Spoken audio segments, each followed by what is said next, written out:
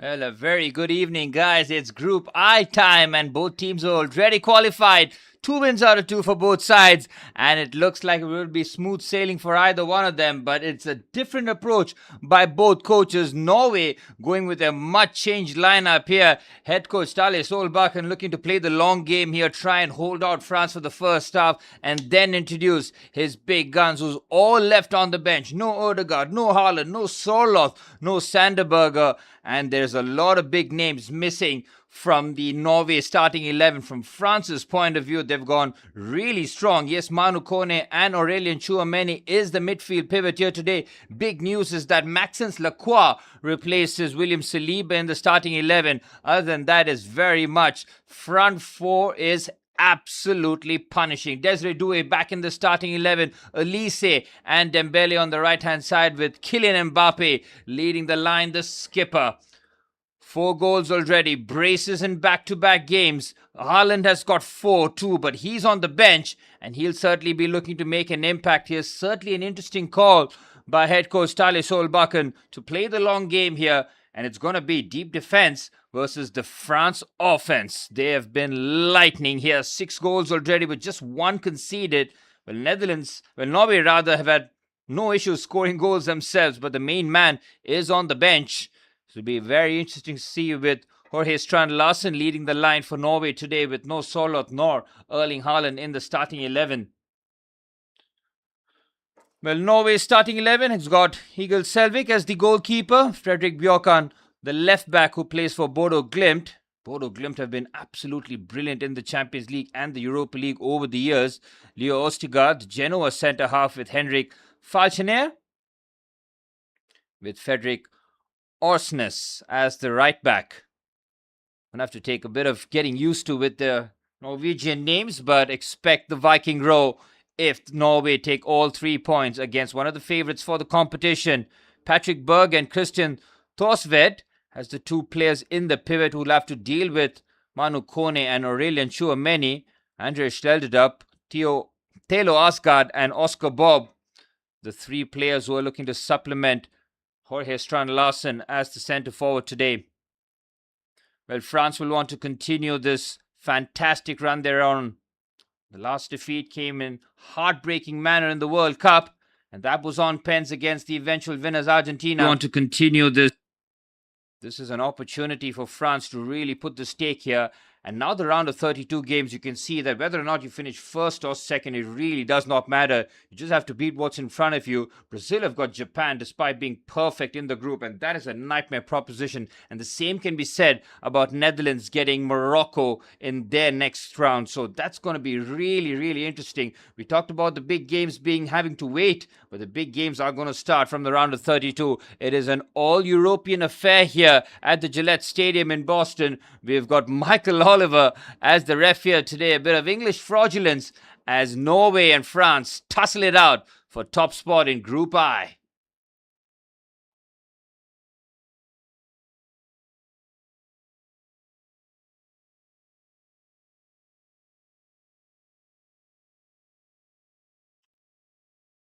And we're off and running.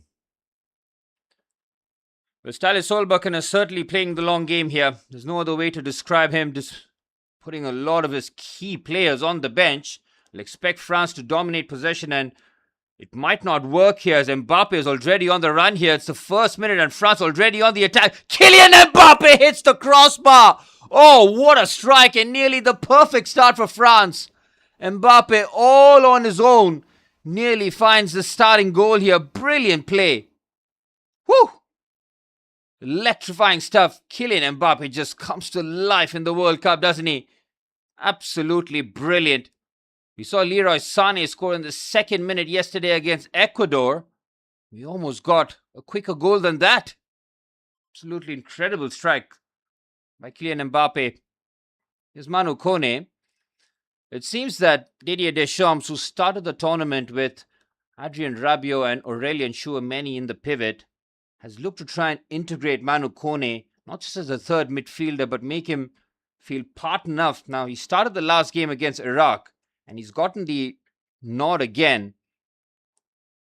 Expect him to start against Iraq, because if there's ever a time to give your midfielders a rest, that would be the game. It seems that he's got 3 or 4 decent, more than decent midfielders at his disposal here.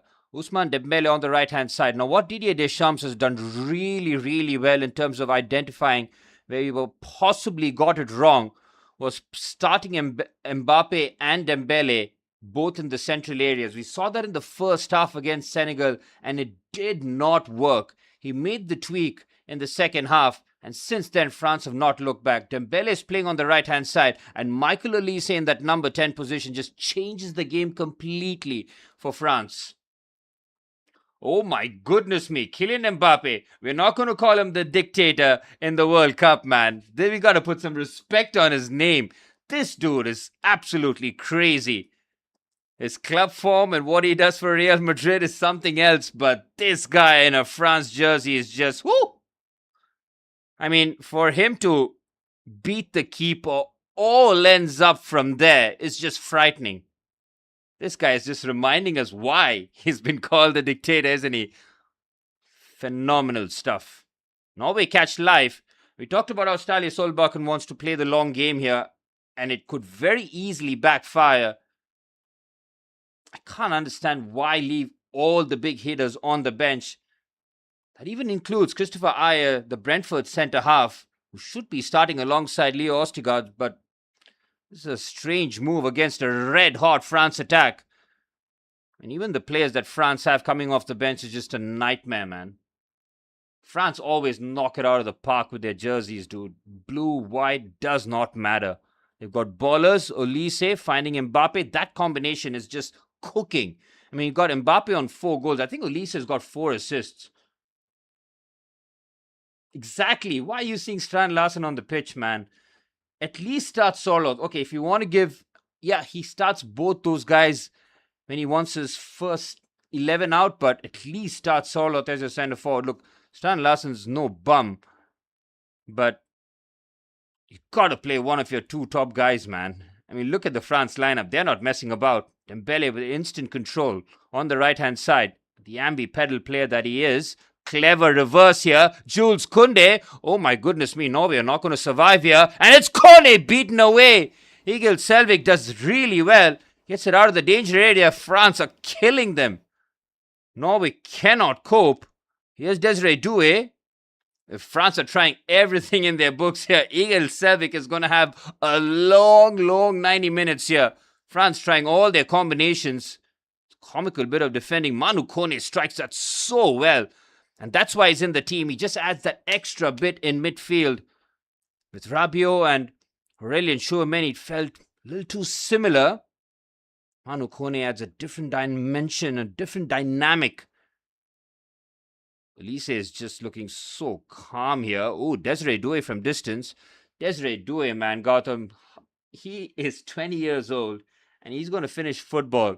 This is absolutely wild. And the thing is, he's not just a squad player for PSG and France. He's starting games.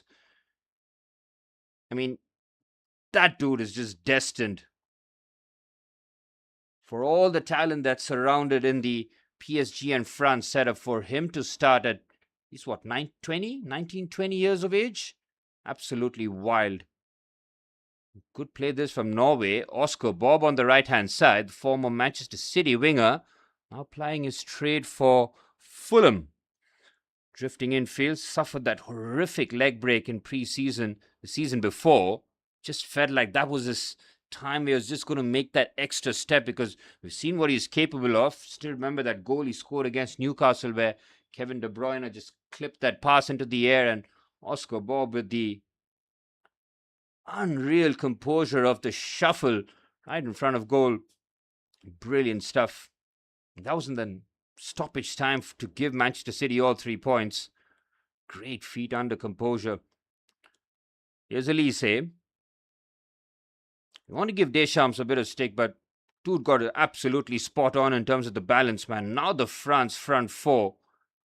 And even when you want to make the change, what a pass that is by Kylian Mbappe. And now Dembele bearing down here. It's Ousmane Dembele chops. Ousmane Dembele! France lead at the Gillette Stadium. They have been cooking since minute 1. And it's Ousmane Dembele who buries it Woo! What a goal, man. France have been threatening since the very first attack where Kylian Mbappe struck the post. Ousmane Dembele with his right foot finds the top corner. Higel Selvik, no chance. Whew, my goodness me. France are not messing about this World Cup. I mean, this all comes from France winning the ball in midfield. Look at this pass by Kylian Mbappe to Dembele, man. It is just superb. The two top dogs combined. Dembele's got so much to do.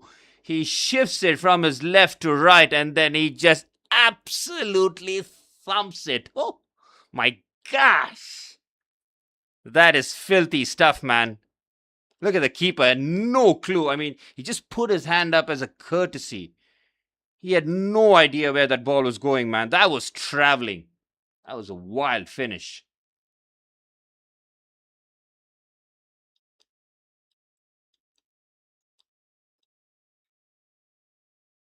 I mean, Ousmane Dembele, in terms of the ambi-pedal forwards in world football, has got to be ranked top dog, man. Oh, good pass. Mbappe is just a nightmare in these scenarios, man. Everybody in that France squad is capable of playing that pass over the top. Oh, Mbappe is down. Kone, Desiree Doué fancying a shot. Doué's just found a couple of shots already.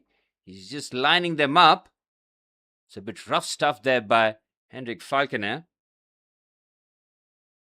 They could have started Nusa as well. Exactly. They could have started Nusa, Sorloth, Haaland, Erdegaard. Just start one of them. To rest all four, wild. Even Christopher Ayer. Why would you want one of your top centre halves on the bench? Makes no sense. Anyway, Norway have made their bed and now they have to lay in it. You wanted to play the long game against France? France would have looked at the starting 11 like, that is extremely disrespectful. Let's go and just finish these dudes off. I mean, what else? Do you not know who we are? I mean, that's what Dembele and Mbappe are just reminding them. Like, do realize you're playing France with the whole world watching. I mean, I get it, but not with your B team. Baldy's going to take an egg. It's just dependent on how hungry France are. And this is a perfect opportunity for some players on the bench to really have a go, man. Ryan Cherki, Bradley Barcola, they can just come on, just add a bit of further punishment.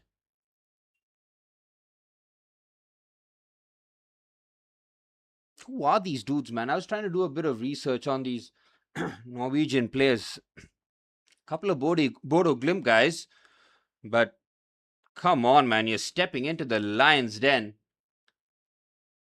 Disrespectful would have been to stop Erdegaard. That's a real start, Erdegaard. That's the real slap in the face. But whatever you think about Martin Odegaard when he plays for Mikel Arteta, certainly not that player when it is for the country, especially when everybody's watching and you got Haaland in front of you. Always performances in terms of qualifications and all has been really poor. Strand Larsen, slip him through. Oh, that's a terrible pass. And it's a strike from distance. It's comfortable for Magnan. I mean, that was a bit of a gift there for Norway. He has to slip in the pass there to Oscar Bob, man. Strand Larsen, quite average there in terms of his pass selection. Oh, another giveaway this twice by Upamecano. Very loose by France. Here's Oscar Bob. Clever feet. Oh, Maxence Lacroix is really good. Very strong there. Well, Maxence Lacroix has been in the papers recently. Chelsea, looking like they're going to complete the £47 million move for the Crystal Palace centre-half. Dembele, so clever, man. Just can't take your eyes off this France team. Just play some fluid stuff. Just all ballers. That's why I'm saying Deschamps is never leaving, man. Gotta have to drag him out of there. There's no way he leaves the job. They're like Zidane's gonna get the France job when Deschamps is probably dead. Here's Theo Hernandez. They're floating all over the pitch, man. It's impossible to mark. You see Mbappe now fast stick, Dembele in the central areas. They're just having fun. Look at Mbappe. Look at the smile on his face. This World Cup is just about who will play France in the final, to be honest. It is impossible for me to visualize a scenario where they aren't there. It's not just this final, Gautam. It's going to be the next few finals as well. Nothing stopping this factory of France ballers. And they are strong all over the pitch. Some would say midfield is maybe their Achilles heel. As long as it's functional and you've got that front four and a couple of dudes off the bench, you'll be fine. It's got William Saliba on the bench for Maxence Lacroix. Chouameni pinches the ball here. Kylian Mbappe slips it through. Oh, this is magnificent football. Olise should finish it off, man. Oh, my word. Norway are so lucky. Kylian Mbappe is saucing out there. He's doing everything right. This guy, when he puts on the France jersey, just might be thinking he's unstoppable. Chouameni does really well. Might have been a foul, but it's such a risky bit of play. There's such a good ball by Mbappe too, man, on the reverse. It's almost Olise to Mbappe. This time it's roles reversal, and was the other way around. Mbappe buries it.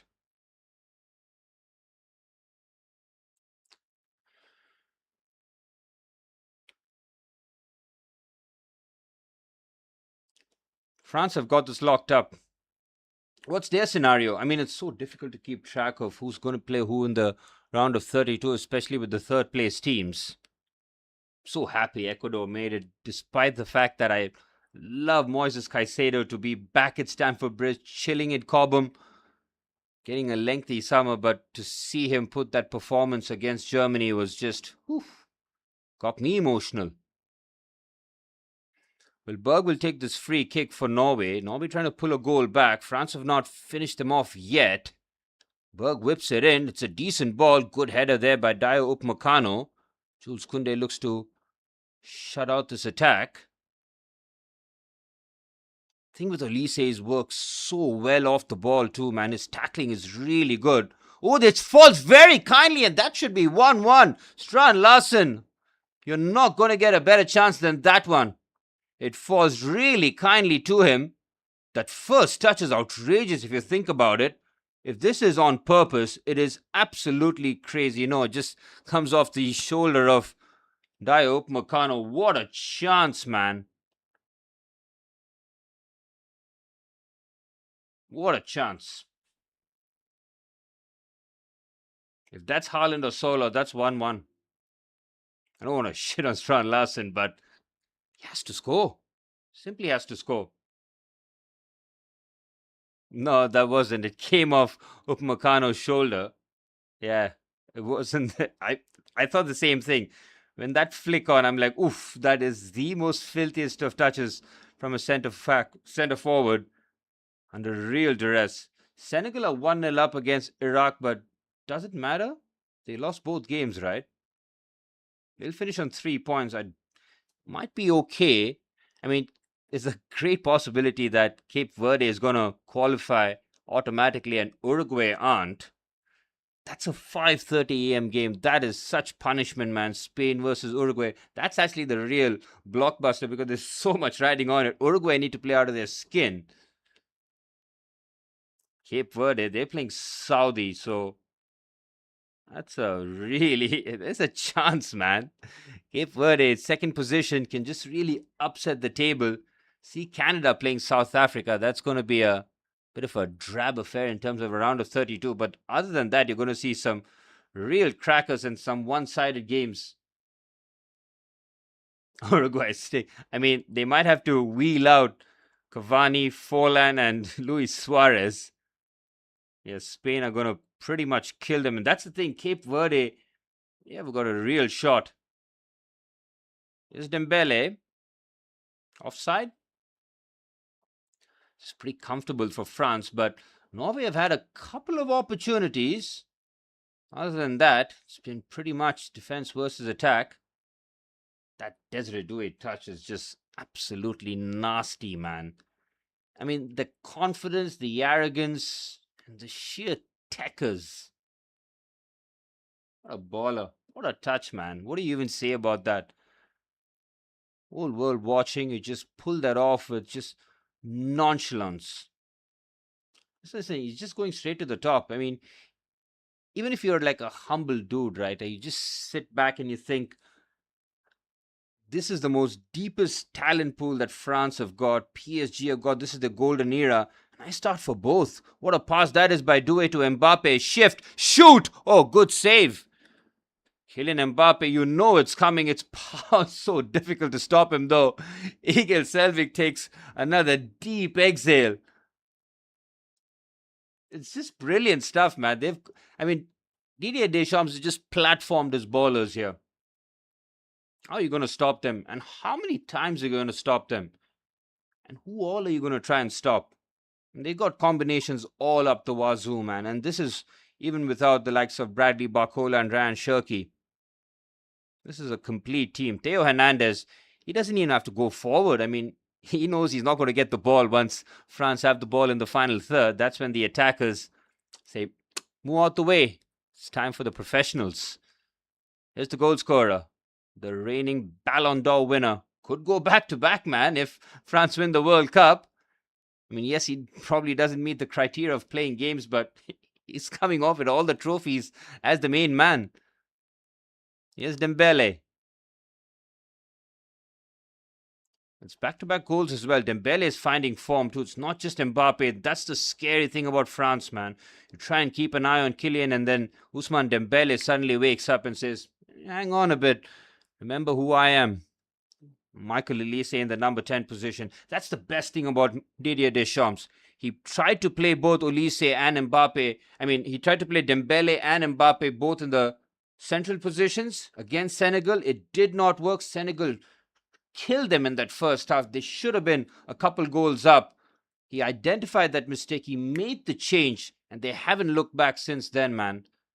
This front four is so fluid, but the positional discipline of Michael Olise running the playmaking has been fantastic. Milan buying Gonzalo Ramos for 75 million. How do PSG keep getting away with this one, man? And it's like their good bench players stay.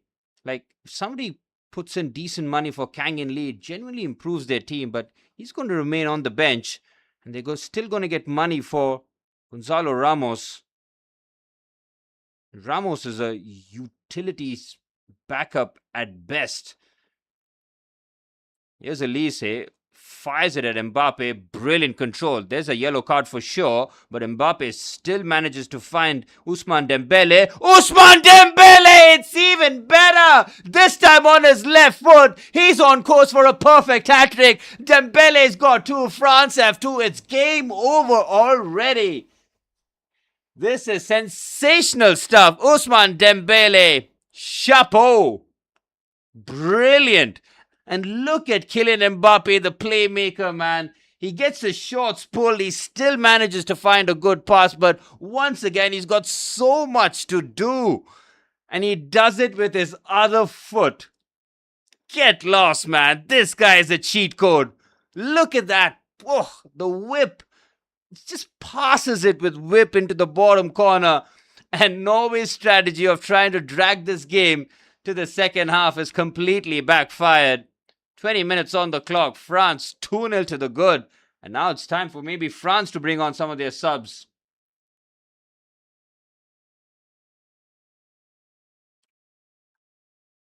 Kylian Mbappe has got 4 goals. Ousmane Dembele has got 3. Guys, Stefan, what a great day for him, man. Playing the Norway B team in front of a packed Gillette Stadium. Oh, chance here, and Norway pull the goal back. France get cocky. That is a brilliant strike. Thelo Asgard catches everybody by surprise. It's still game on. Well, France were cruising. There has to be an inquest at the back here. Maxence Lacroix, Dio Upamecano. What's going on here? It's straight from kickoff too. This is crazy. Well, France go to sleep. Clearly, the midfield is completely vacant. Upamecano gets done so easily there. Asgard just gives it a little shimmy. Well, we thought it's going to be a one-sided affair. It pretty much turned out to be the same, but Norway is like, wait a minute, here's a goal back, and it's game on again. Cracking finish. We have seen three outstanding finishes. I think both of Dembele's strikes will be 1 and 2. You can pick which is your favorite, the right foot thumper or the left footed curler. But game on, man. Fair play to Norway. They could have very easily crumbled, but France being very generous. But it's just woken up France again. I don't think France are going to score another before half time. It's just a matter of when. Maxence Lacroix is there. Olise goes for depth. Last touch off the Norwegian. Now the corner for France, this time from the near side. The England game was just kill me. Oh, you missed a really good second half between Germany and Ecuador, man. Ecuador stood up and played some cracking football under pressure. And the scenes at full time made me emotional, man. For a small country like Ecuador, for them to reach this stage, fantastic. This is what the World Cup is all about.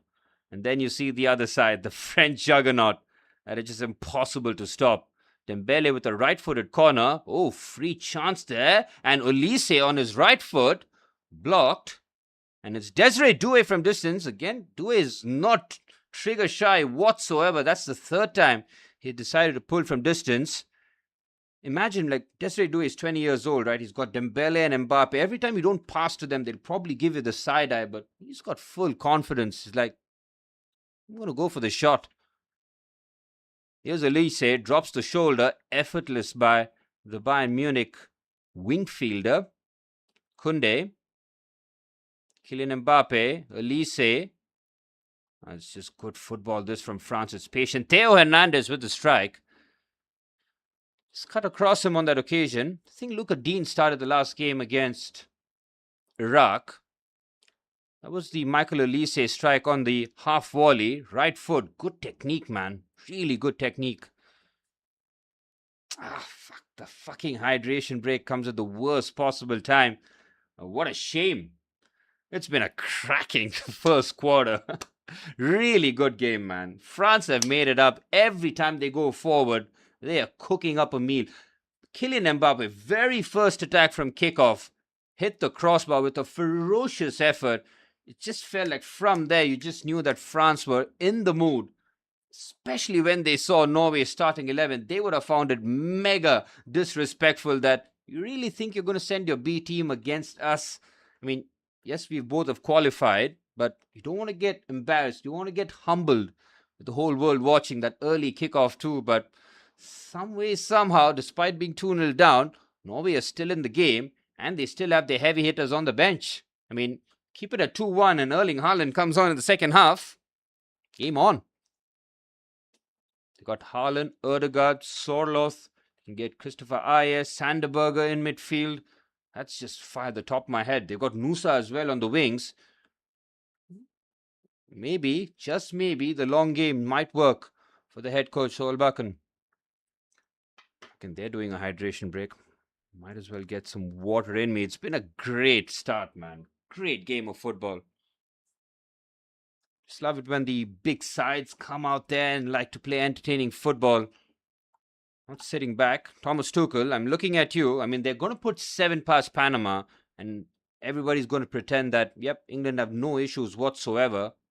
I know they game very, very well. That Ghana side just decided to drop a low block in the first half, and in the second half, they just pushed their defensive line up maybe 5 or 10 yards up. And England had no clue. I mean, they had the good chance of Harry Kane from close range. He should have scored after Reece James picked out a brilliant cross to Nico O'Reilly. That was fullback to fullback, a Thomas Tuchel special if you've known him from his Chelsea days. Marcus Alonso, Reece James, the two wing backs, keep flying forward. Harry Kane missing a glorious opportunity. The race for the Golden Boot is heating up really now. Dembele has joined the race too. Messi leads.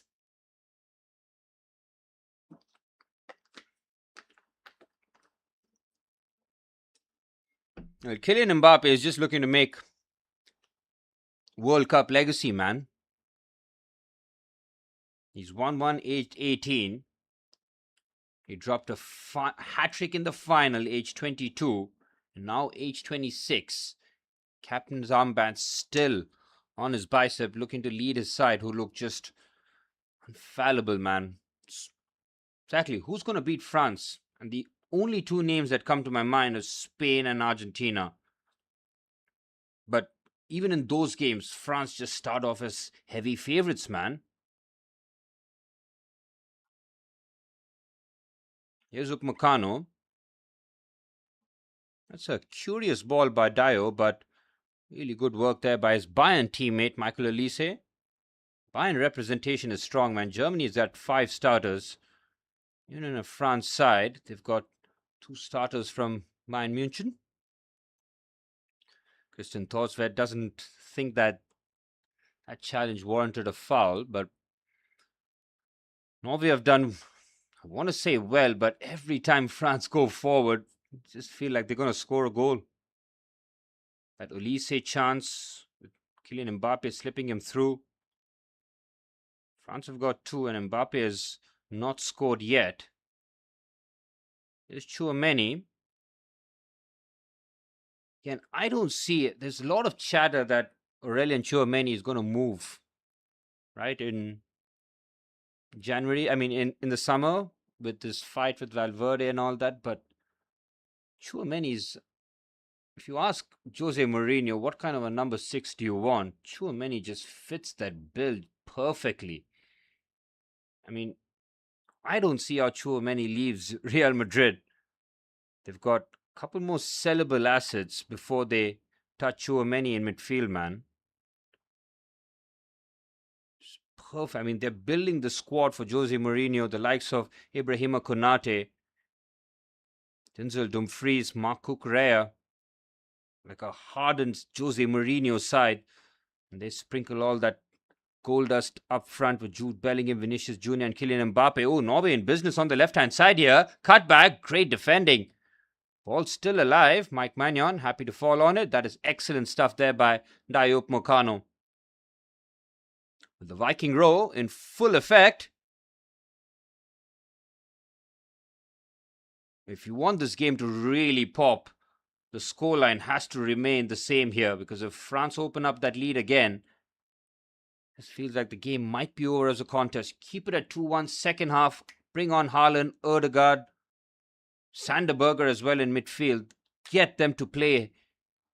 And then suddenly Norway could cause a few problems. That's great press resistance there by Bjorkan on the left-hand side. Left back, a couple of players from Bodo Glimt. Bodo Glimt in the European stages have continued to be astonishing, man. Europa League, Champions League does not matter. They go deep despite their, limited finances is an understatement, but they play some cracking football. Here's Ostergaard. First time really that we're seeing Norway just take a bit of control off the ball. They pretty much scored straight from kickoff. To Dembele curled in one from the left foot. This ball has got everyone trying long shots. Love it. Stop trying to walk the ball in. Exactly, man. Have a pop from distance. Get that ball to talk. Make it a nightmare for the keeper. Just pull the trigger from distance. Why not? See the ball moving and you trust your ball striking. Give it an almighty thump. Great to see that 30 minutes on the clock and there's been 3 goals already. Here's Patrick Berg. Ostergaard. Again, how patient will Ståle Solbakken decide to be here?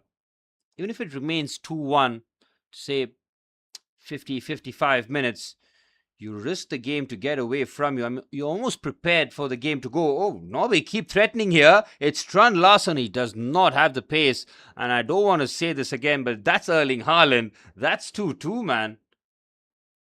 Haaland, you just imagine him in that channel with the pace and the ball on his left foot. He's burying it. Strand Larsen doesn't even get to the ball. This Asgard fella's nasty with body feints. He's pretty good, man. He plays really well in the pockets. Hello, Asgard. Drops the shoulder, finds the pass. Even the France midfield don't have a clue where the ball is going to fall itself. Strand Larsen needs to find himself at the end of one of those passes, though. Here's Mbappe. Desiree Doué on the left-hand side. Bit of a shimmy and shake. Manu Kone. Chouameni wraps that pass to Ousmane Dembele, who's on a hat-trick. Ousmane Dembele feints. Ousmane Dembele, it's a first-half hat-trick for the reigning Ballon d'Or winner. Whoa, that is just clinical finishing, man. It's brilliant stuff. And just like that, every time France go forward, how do you stop the shifty and shooters? They all can do it, and they all do it at an elite level. Dembele has got 4 World Cup goals, the same as Mbappe. He is going band for band. Norway, after getting an equalizer, not an equalizer, pulled a goal back. That all comes from that Chouameni pass, man. He just wraps it. But again, Dembele's got so much to do. And he does it with such nonchalance. Just finesse shot on FIFA. Easy stuff. This guy really is a cheat code, man. I mean, the entire game, Gotham, it's just had that stank face on when France have the attack. Hey, who's competing with these dudes? Good luck to all the defenders. We've got 4 goals already. And Haaland's not taking the pitch. I mean, come on. Now I want to see halftime changes from the coach, man. I mean, he's possibly... Who are Norway playing in the round of 32? Do they have a favorable opponent? Doesn't matter if they get spanked here. Because France are in the mood here. They've got 3 already. Kylian Mbappe, he started this game for a reason. He wants to continue scoring goals. He wants that golden boot. He wants to take on Messi this World Cup, mano a mano. He lost it last time. This time he's coming for everything. And Dembele, he's joined the chat as well. 4 goals for him. Well, France have scored 3 goals in all their World Cup games. 3 against Senegal, 3 against Iraq. They've got 3 already here in Boston. And they're just getting started. They are not done. Strand Larsen trying to be a handful there. Lacroix does well. Good turn under pressure. Elise drops the shoulder. That means trouble. And now he drives right through the heart of Norway. Here's Michael Elise. Shifts it onto the right-hand side to the red-hot Ousmane Dembele, who's already got a first-half hat-trick. It's Chouameni leans back and pulls the trigger way over the crossbar. Dembele is asking the question. 1-2 maybe? Shouldn't have got greedy there, but he creates the space. Did open up nicely. Decent technique there by Aurelien Chouameni. Again, every time France score up, they haven't unleashed Cherki yet. I don't know, man. If you want to play your best ball, just have Michael Elise in that number 10 position. He'll solve all your creativity issues. It's almost like Ryan Cherki has to go to the right-hand side and then say, you know what, let's try and combine there, because creatively, this is Elise's team. He's the one that keeps it moving. Look at Mbappe, man. Oh my goodness. This guy's going to be a real problem in the latter stages of the World Cup. I mean, I'm talking about demon time. He's been scary already. He'll be credited with 2 assists because both his passes led to Dembele's goals. But Mbappe is cooking, man. Jose Mourinho must be just rubbing his hands to get the opportunity to manage Kylian Mbappe. And everybody said, you're washed. It's all over. Good things happen to good people. Gotta believe that. Oh, that's poor pass there, Theo Hernandez. What a terrible foul by Diop Meccano, man. I mean, he just stands his ground. I'm not sure there's too much he can do about it. It's Michael Oliver, so I'll give the benefit of the doubt to the player. I think I was right to do so because I don't see a foul there. Upamecano turns around, so he's caught the player. It's by pure accident, but Norway have an opportunity to try and pull a goal back before half-time. It's going to be a long 9 minutes plus, man. France can very easily make this 4-1.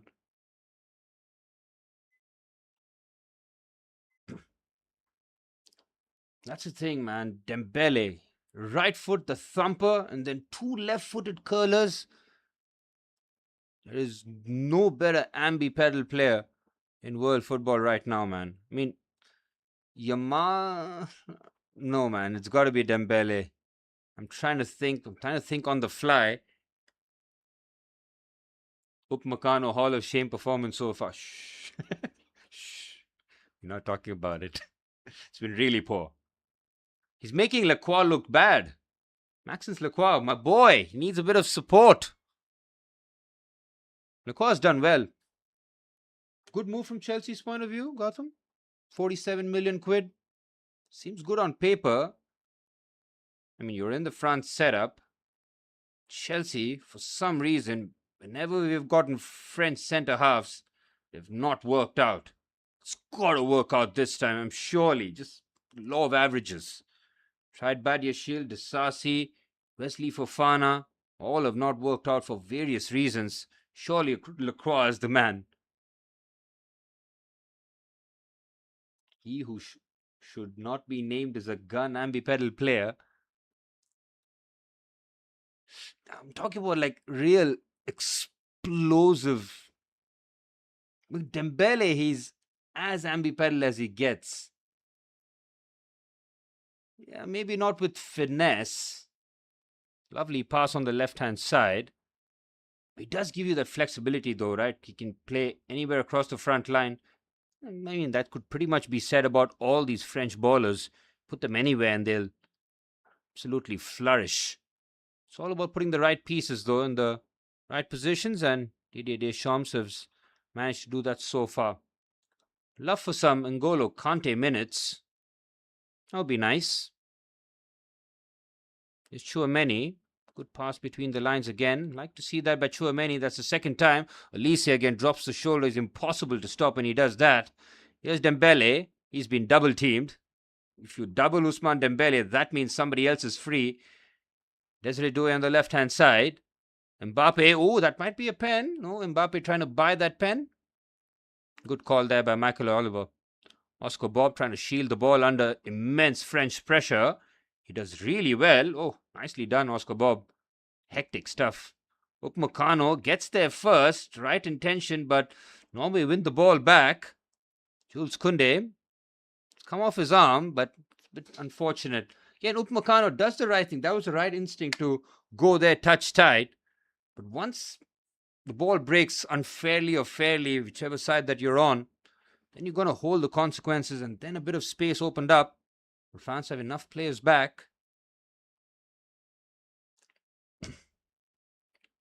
That's his style, man. Dayot Upamecano.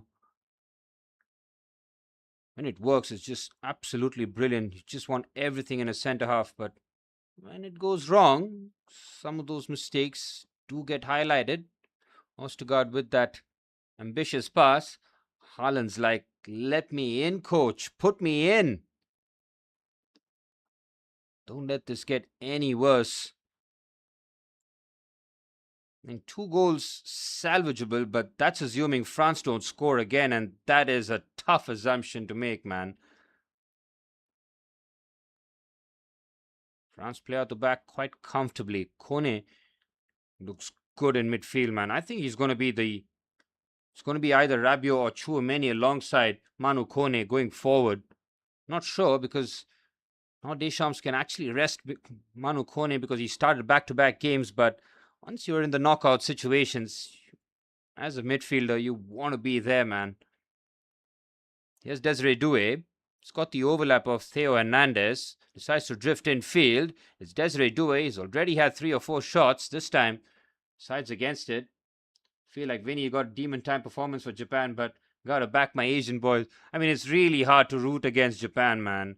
And talked about games being a bit dull in the group stages. I mean, the possibilities of them being dull, at least with the expanded format, it's been anything but. But the round of 32 has thrown up some fantastic game. Netherlands-Morocco is just another fantastic game. But Brazil-Japan, that is already going to be number one billing. It's going to be a tough task to try and topple that as one of the premium fixtures of the round of 32. Carlos got them cooking. I mean, Cunha is a bit fortunate, man. I'm not going to lie, because Ego Thiago dropped the stinkiest of stinkers. Oh, they've given the ball away. This should be Mbappe's goal. The pen's not given. Michael Oliver. I mean, thankfully, from a game's point of view, Norway get away with it. But come on, that is beyond schoolboy stuff. But yeah, Mateus Cunha is a false nine. Problem solved. He's the closest you're going to get in terms of a João Pedro profile. He's got the ability to carry. He can run in behind. He can certainly link up. And it's pretty much freed Vinicius Jr. a little bit more. So, oh, that's great goalkeeping there. Good call, Michael Oliver. Got to give him credit there. Eagle Selvik does really well, because that was a hospital pass. Full-on suicide. Vinicius Jr. as well. He's got his goal-scoring form, but Scotland, my goodness. I think they were absolutely drunk in Miami.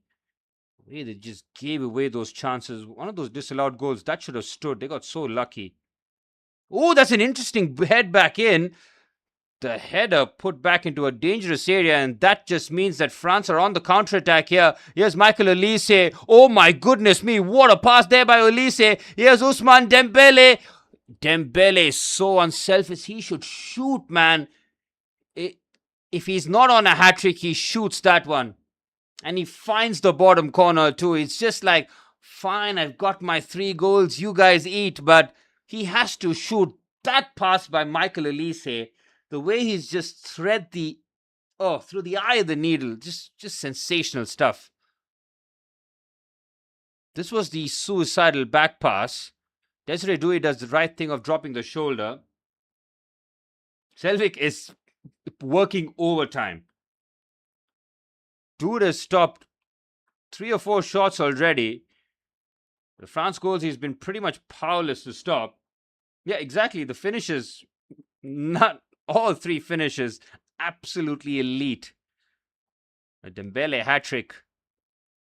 Fantastic stuff. Here's Lacroix. France just looking to rest a little bit in this first half. They've barely put a foot wrong, but they've given a few chances. Kone has looked excellent in this first half, man. Oh, a couple of step overs. Plays the 1-2. Manu Kone, could he finish? Selvik again.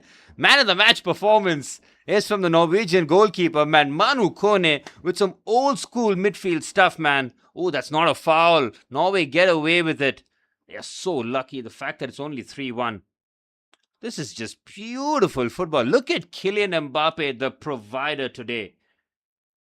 Kylian Mbappe's passing bag has been off the chains. Brilliant.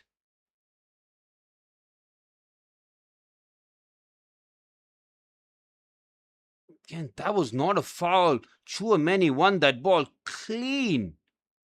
Oh, we are lucky. Very, very lucky. Where has this passing back come from?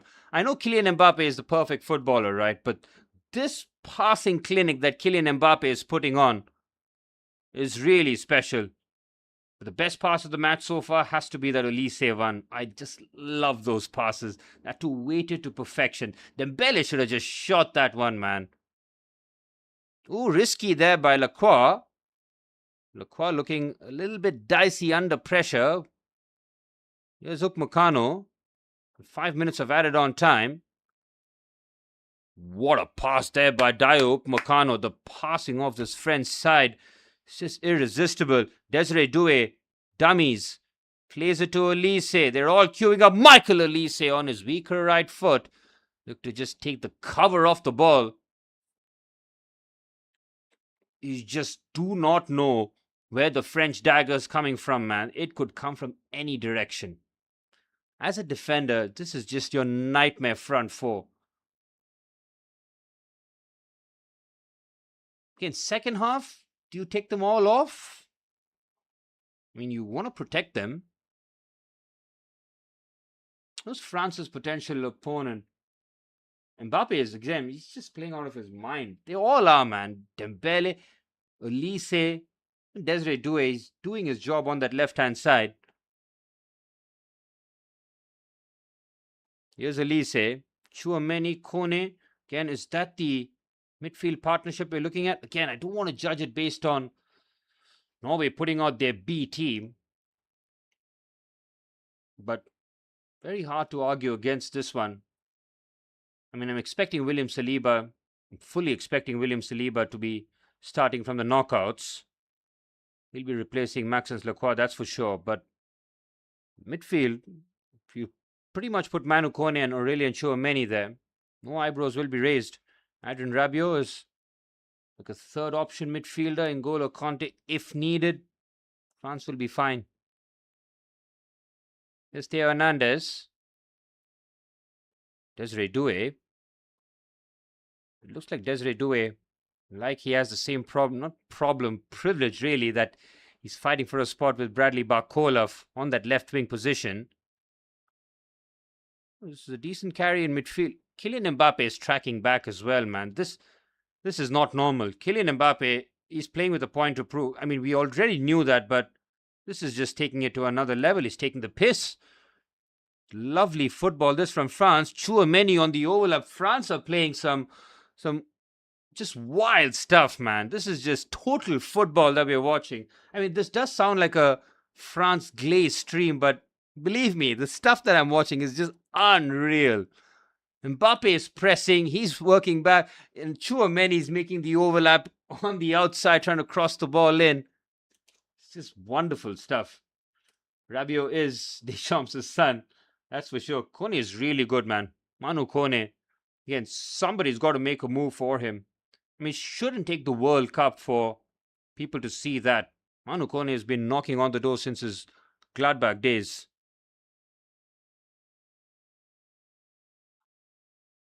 Jules Koundé. Kone has won everything in midfield. Here's Elise. France just playing with the swagger. They still have over a minute remaining of first half action. They'll be disappointed that they let Norway score one, especially without Erling Haaland, Solot and Odegaard on the pitch. Here's the first half hero, Ousmane Dembele. Shimmy, shakes. Can you just do not know which side or which direction Ousmane Dembele is going to go? What you do know is he's going to do it with quickness. As a defender, you want to stay on your toes, but you want to be touch tight to him. You just feel like it's a nightmare scenario. If you give him enough room to run at you, he'll absolutely murder you with the push and run. Here's Lacroix.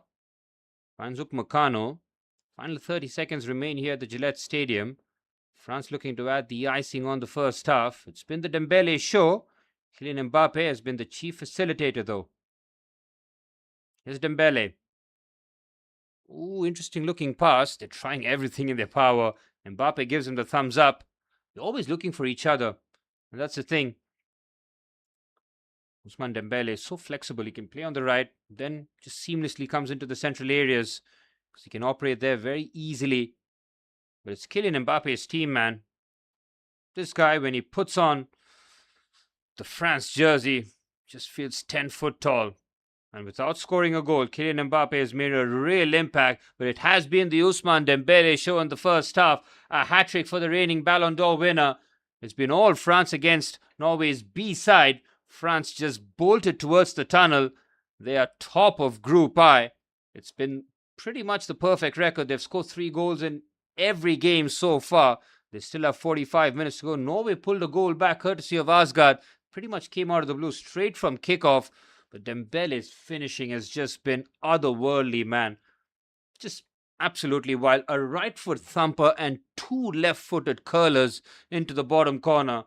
That is absolutely outrageous. Yes, we know he's one of the best ambi-pedal players, but even then, to have that kind of finishing with both feet is wild.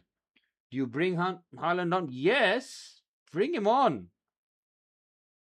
I mean, it's 45 minutes of football. What are you resting him for? It's the World Cup, man. And if you wanted to rest him, like the first 45 minutes, you play him the first 45 and then take him off after that. You have to give him 45 minutes at least. And you want to test yourself against the best man. I mean, he's gotten the better of Dai Upamecano on a couple of occasions when it's club v club. Go have a run at Upamecano and Lacroix. Try and have a goal. Get your confidence going.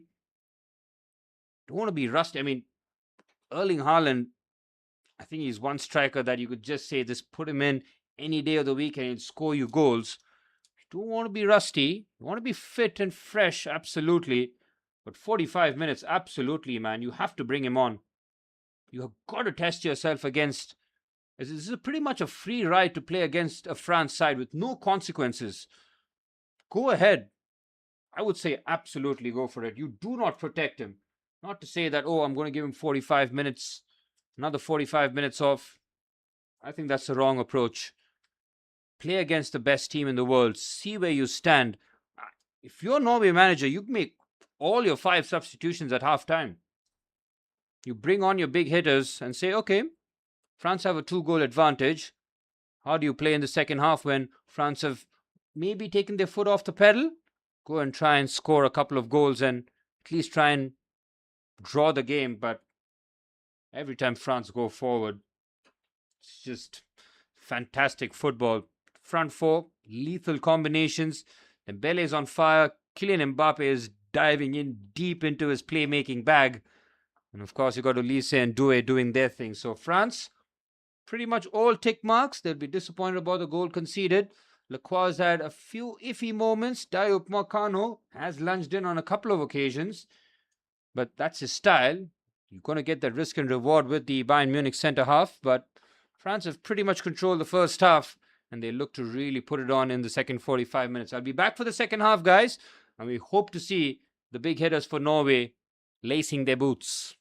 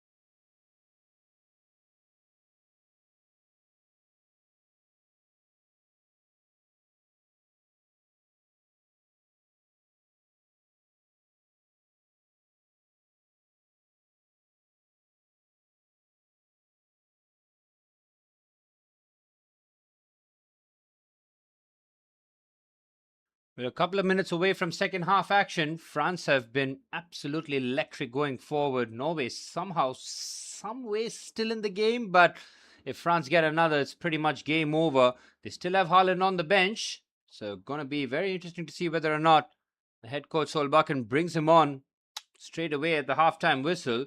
With the wait too long, France might be out of sight and out of mind. They have been brilliant. Ousmane Dembele with the first half hat-trick. And Asgard pulling a goal back. A lovely shimmy and feint to get away from his marker and then pull it at the near post. Mike Maignan rooted to his spot. It was a lovely finish. All 4 goals have been cracking. That's been excellent to see.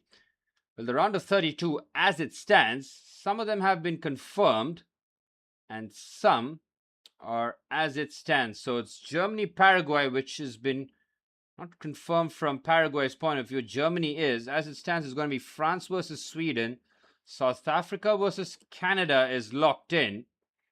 Netherlands and Morocco locked in. Portugal, Ghana as it stands. Spain, Austria as it stands. USA versus Bosnia, I think that is confirmed. Egypt versus South Korea. Brazil versus Japan is a confirmed fixture, which is an absolutely mouth-watering clash. 29 June, 10:30 p.m. India time. We will be live for that. Make no mistake about it. Ivory Coast versus Norway. Ivory Coast confirmed. And possibly even Norway too. So you can understand why Solbakken has decided to, I don't want to say throw this game, but let's just say play the long game. That's something that he's tried to do here. He's within 2 goals. Whether or not he brings on Haaland, Sorloth, Odegaard and the rest, we'll wait and see. But it's a dangerous game going up against this France side who have been just swatting away all comers. 3 goals in all their games so far. They still have 45 minutes to better that. Well, Ousmane Dembele, 4 goals in the World Cup for the reigning Ballon d'Or winner. Level with Kylian Mbappe.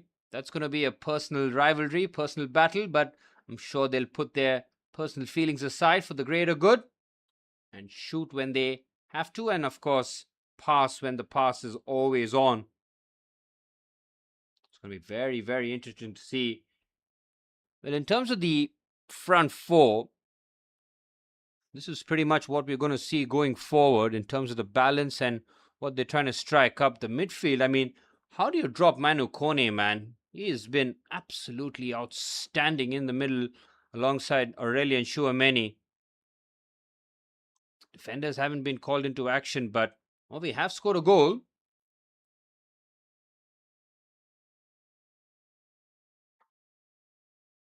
Wait and see how Norway do react in the second half.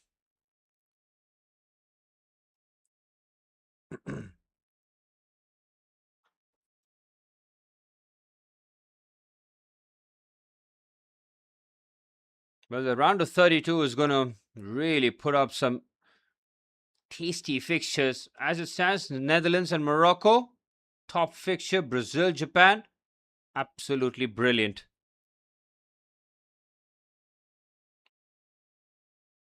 Well, Kylian Mbappe leads his France side out for the second half. Doesn't look like Guy Stéphane is going to be making any halftime changes in the absence of Didier Deschamps. It's the same team that's coming out. Kylian Mbappe looks laser focused. He played an outstanding 45 minutes without scoring a goal. He was the chief creator, credited with 2 assists. But now he'll be looking to get on the goal scoring sheet himself here.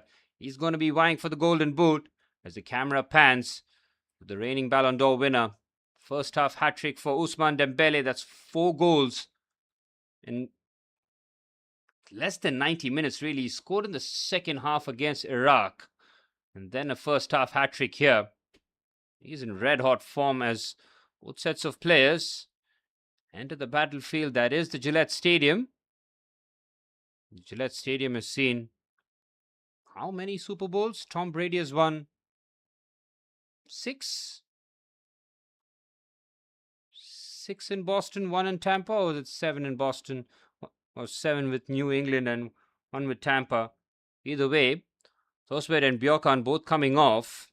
Sassuolo midfielder who struggled. It's Thornsby and Pedersen are going to be introduced. Holmgren is coming on too. But it's not the heavy hitters. It's not the big boys. Stanley Solbakken is going to rely on his bench. Oh, I'm shocked, Gautam. Absolutely shocked. Yeah, I know. I mean, everybody knew about it. And Thomas Tuchel still does it, man. He's a sick man. He'll do anything to win by the looks of it. I mean, if you're Chelsea, you just say, you had your chance with Reece. We're pulling him out. He goes straight back to Cobham. You had your chance. You couldn't make him last 2 games. You do not play him right back, man. You just don't. He doesn't have that.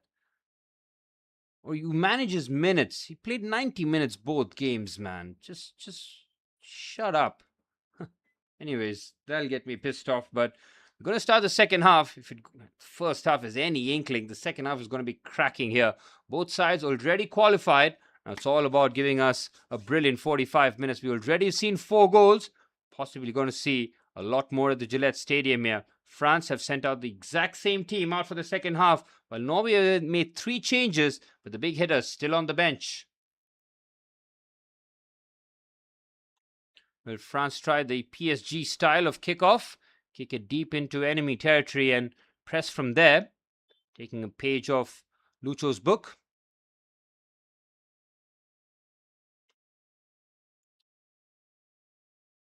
He's out for the next 2 games. Exactly, like Reece James going out for the next 2 games. Chelsea have to make boss calls here.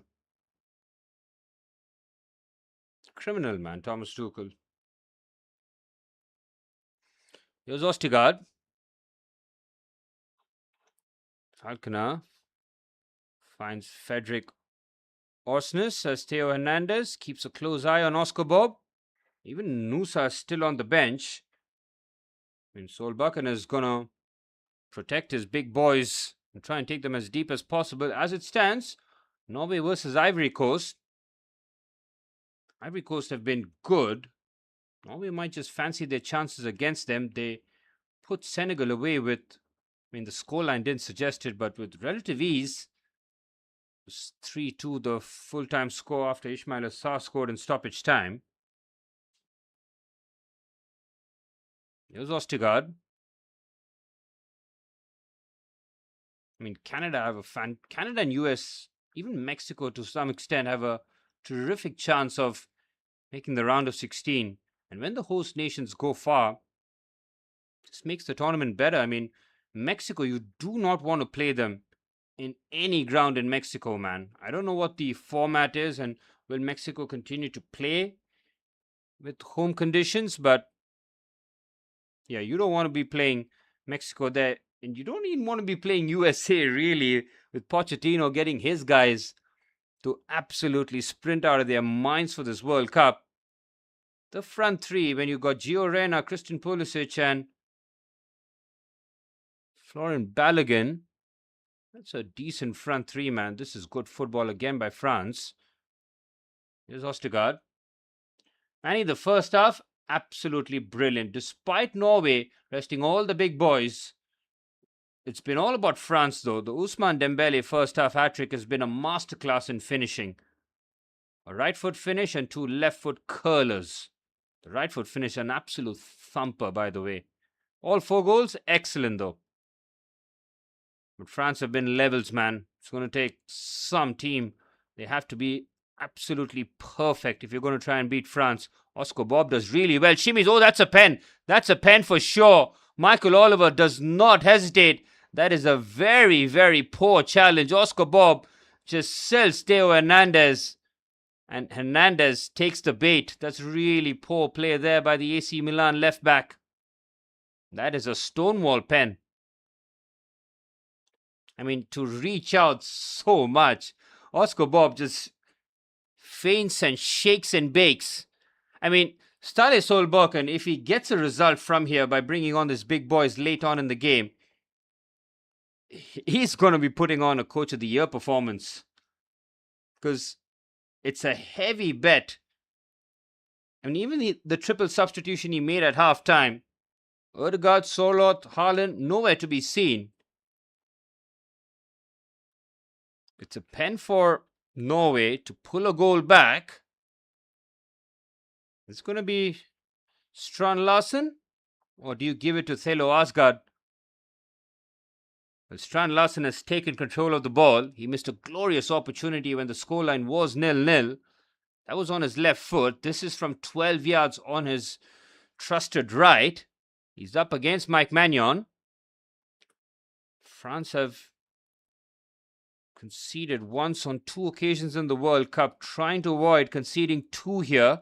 Very much game on if Strand Larsen finds the back of the net from 12 yards here. Big moment in this match. Could be the perfect start for Norway to start the second half. It's Strand Larsen and he's up against Mike Magnon. It's Strand Larsen! Oh, that's a terrible pen. Oh my word. I mean, if you're a centre forward and that's your technique to have a pen, you should never be on pens again. The stutter step and the... Get off my screen, Strand Larsen. You had a perfect opportunity to atone for your miss, and that's the pen you pull off? Stutter run-ups, I understand from everybody else. If you're a midfielder, you're a winger, you're a defender even, fine, I'll give it to you. If you're a centre forward and that's your technique, get in the bin, man. Didn't even find the corner. It was such an easy save for Mike Magnon too. He just had to guess the right way. France playing a bit of chancy football. Lacroix with the Cruyff turn in his own box. We're going to see a lot of that when he dons the Chelsea blue next season. Xabi Alonso will want ball playing centre halves. We do have Levi Colville. Here's Oscar Bob, who will be absolutely cursing Strand Larsen. I did everything in my power to win that pen, and that's how you strike it. Oh, there's a chance here for Strand Larsen. He's immediately shut down. I mean, put Haaland in some of these positions and Norway are in this game here, and now it's France on the break. Desiree Doué puts it perfectly for Kylian Mbappe. Oh, brilliant by Egil Selvik, man. What a goalkeeping performance this has been. Despite conceding 3, which he was powerless to stop any, he's put on a goalkeeping masterclass. France on the break are so lethal, man. They're so quick. If you want to commit players forward, got to do it with caution.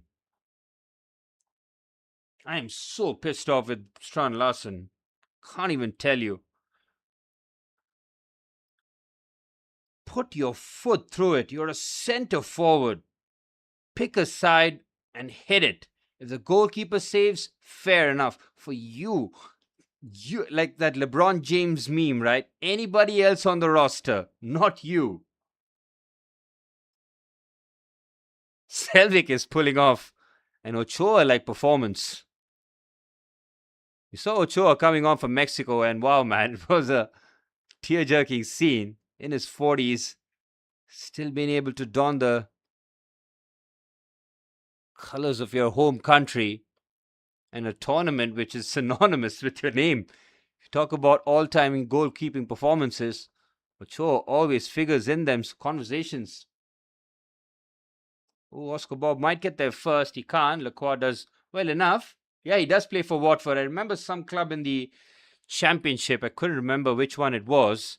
This was the France counter-attack, which nearly led to goal. Look at Kylian Mbappe, man. When he's got green grass to run in front of him, how do you even stop this dude? Selvik, quickly off his line.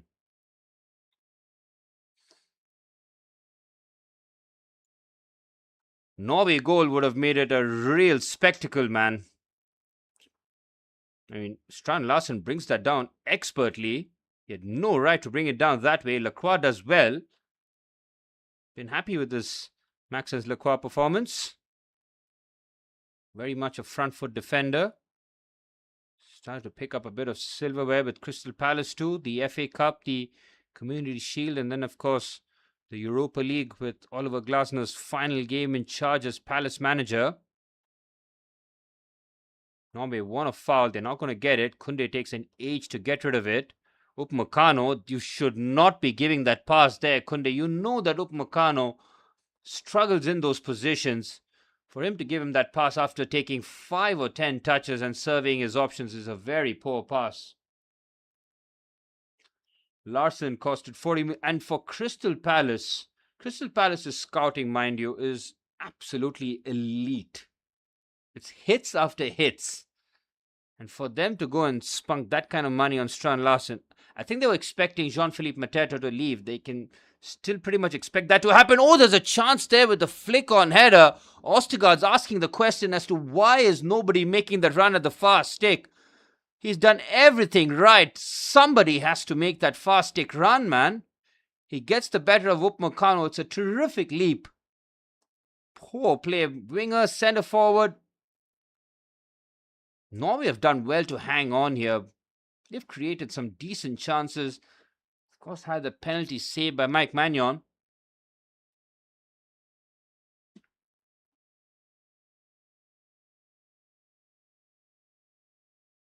But France, despite having a 2-goal cushion, just feel like this game has been left open. It's crazy to say. After an Ousmane Dembele first half hat-trick, and you're still not fully comfortable. Dembele opens up for Elise. Good defending there by Ostergaard. Norway have been good value. Exactly, man. B team and your B team subs coming on, and they're not looking completely out their depth. I mean, if France open you up, I mean, what are you going to do? They're going to open up most defense. Here's Elise. Finds Desiree Doué, but they've been brave. They've given it a go. It's not like they just camped outside their box. Oh, Kylian Mbappe! Oh, nearly. He only scores bangers by the looks of it. Selvik was praying. He was powerless to stop that. Mbappe gets the fade power, nearly the direction on it. Nearly takes off one of the steward's head there. Kylian Mbappe cannot believe he hasn't scored. That is so close, man. Again, somebody's got to close down Kylian Mbappe. Well, Eagle Selvik, a lot of players can come off for Norway. He is not one of them. He's got to stay on that pitch. He goes flying to try and stop that Kylian Mbappe curler. It's not that far away, man. Couple of inches. See, that's the thing. Like, oh, nice to see Robert Pires in the stands. But France are not playing the resting game. Kylian Mbappe, he's very much on the pitch. I think you've got to give a bit of balance. I don't fully agree with the Haaland resting. Yeah, Bobby Pires, man. A bit of French excellence in the crowd. I mean, France will be feeling slightly nervous, which just shows you that Norway have played with that level of competitiveness, despite being the clearly inferior side. To still hang in there and to still have all your main players still on the bench, this gives you that psychological boost. I'm sure Haaland's like, put me in, coach. Come on. Let me have a run at this France defense.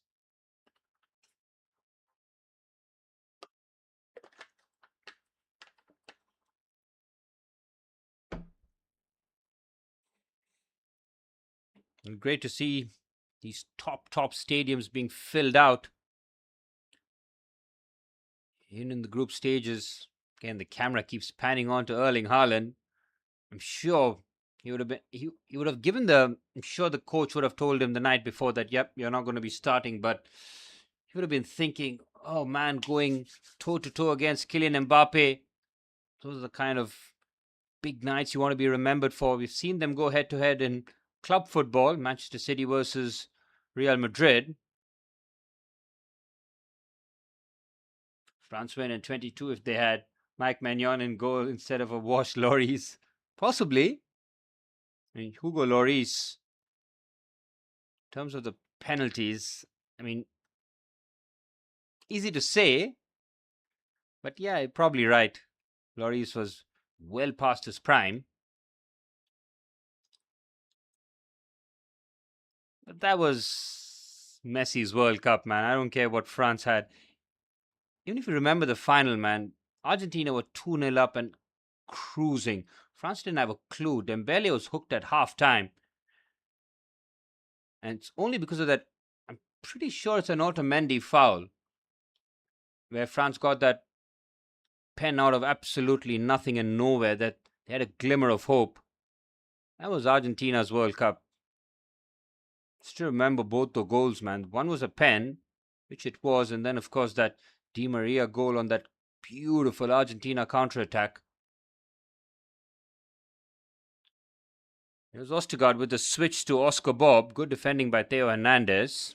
This cushion header does find Desiree Doué. There's Maxence Lacroix. Mbappe performance, best you've seen in terms of showing up and putting your country on your back. It's got to be up there with the best. Kone has been fantastic. What a player. There's Ousmane Dembele. He's looking for a quad here. It's Dembele. Looks for Mbappe. Doué brings it down expertly like he always does. Here's Kylian Mbappe. France now with the possession and territory. Mbappe finds Dembele. It's just gold dust everywhere you look in this France forward line. Tchouaméni, Upamecano, Mbappe, Tchouaméni, Upamecano. Norway cannot get a touch. This is outstanding football. That's definitely a foul on Kylian Mbappe. Look at that. They just play a couple of short passes, almost baiting the Norway players forward, and then they just turn it on. Desiree Doué, twinkle-footed. So quick to just shift directions. Eagle Selvik. He's trying to stop everything in his... That really was transcendent stuff. That Kylian Mbappe's second goal, that's a core memory for life. Off balance. And the timing of the goal too, man. And everything else seemed lost. Here's Michael Olise, floats it towards the far stick for Maxence Lacroix, who makes the good run at the far stick. I don't think he has scored a goal for club or country. He's 6'5", if I'm not mistaken. Might have just strayed offside.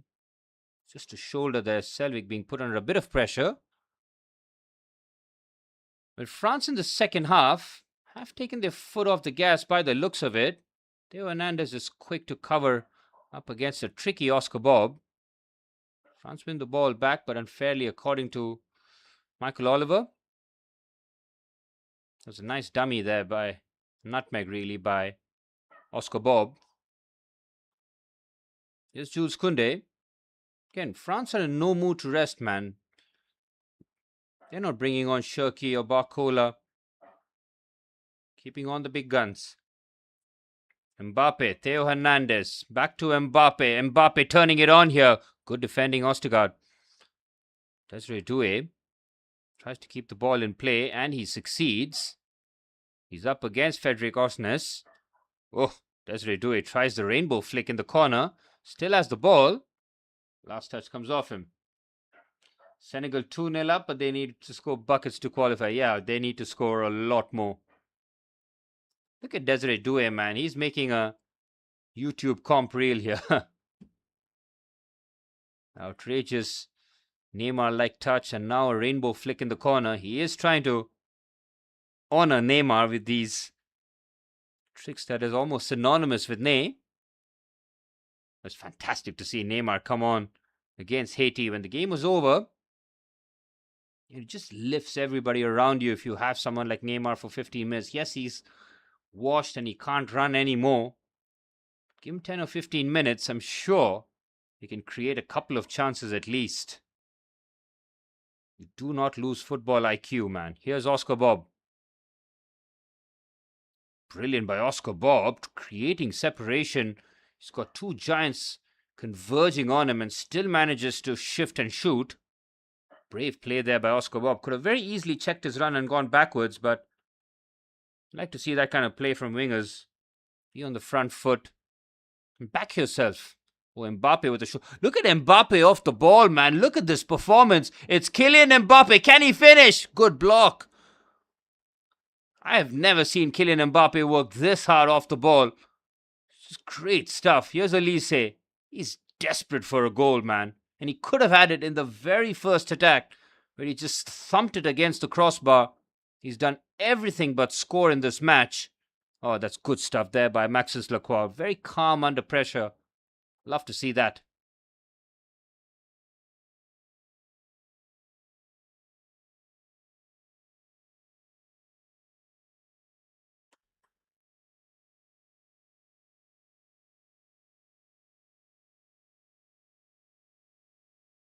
Here's Manu Kone. Oh, Elise gets robbed off the ball, but Chouameni quickly picks it back. And now Ousmane Dembele on the right-hand side. Ousmane Dembele, again, maybe could have pulled the trigger from there. Enrique wondering who this guy is. Remember that speech that it's the funniest thing ever, man, where Luis Enrique is talking about Michael Jordan and how he presses and helps his team defensively. He's not just a scoring machine, but he's all about, being that all defense. And you can just see Mbappe tuning everything out. He's just like, I'm on my way out. I'm going to Real Madrid, where I'm possibly going to win the Champions League. And then, yeah, there was that big moment where, again, it was behind the scenes. They were talking team news, and Luis Enrique picks Kolo Muani instead of Kylian Mbappe, and Ashraf Hakimi looks like somebody just died in the dressing room. But this is where France flexed their muscles. Cherki and Barcola coming on for Dembele and Elise. It's quite wild, man. Try and replace those two players in terms of quality is difficult, but it's not too bad options to have. Here's Lacroix, puts it into a decent area. I think he was trying to find the far corner. Oh, it was Kylian Mbappe. I thought it was Maxence Lacroix. Like, that is audacious from a centre half. But from Kylian Mbappe's point of view, again, everything but the goal. Strand Larsen, that penalty, man, could have really been game-changing. France have a lot of players warming up. Norway making another, I think this is their fourth change. They're bringing on more dudes I have absolutely no clue about. And man, he's absolutely serious. It's not Christopher Ayer that's coming on. It's some dude called Langas who's coming on for Norway up against this France super team.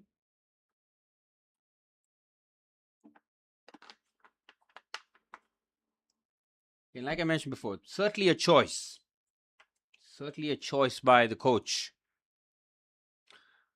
But fair play to Norway, man. Despite the coach rolling the dice, they've stayed in the game. Because France never looked in danger or in doubt that the result will get away from them. But if Strand Larsen scores the pen, game is different.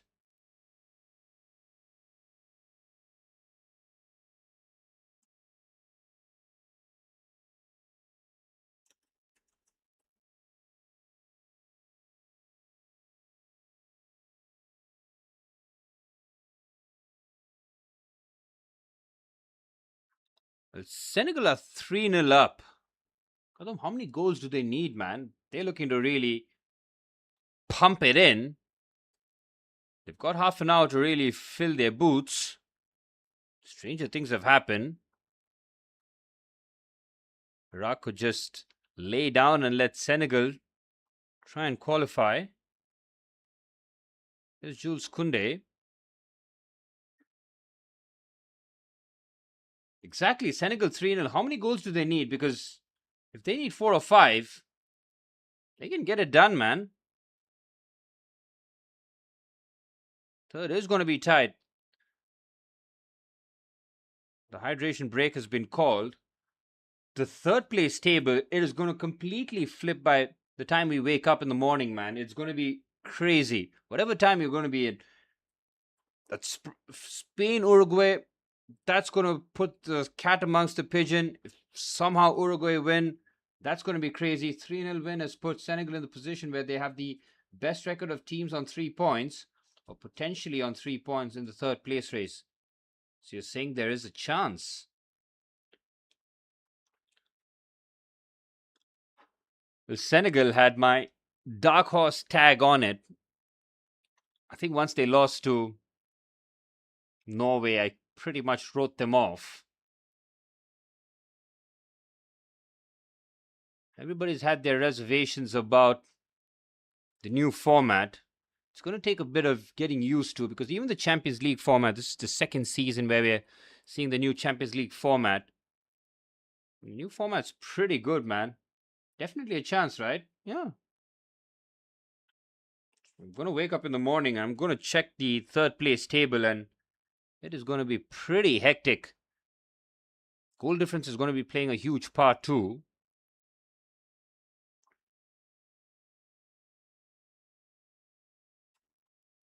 Wait and see how that pans out. Norway's plan, if it does work out, they'll end up playing Ivory Coast. That is a decent gamble.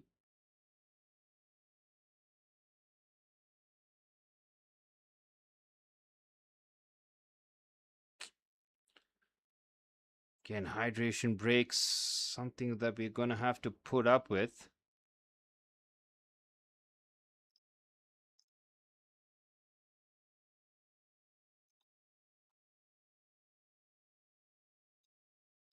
Man, that game is actually really good.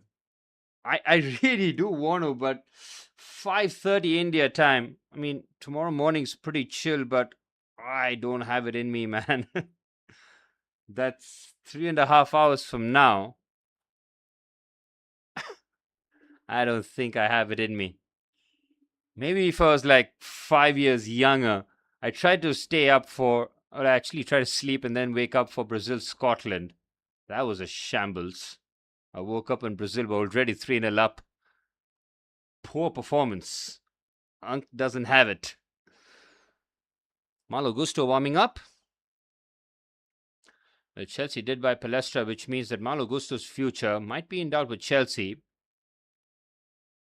Seems that a couple of out incomings are defensive in nature first. Palestra and now Maxence Lacroix by the looks of it. Once L'Equipe is reporting on it, it's pretty much a done deal. There's Ostergaard.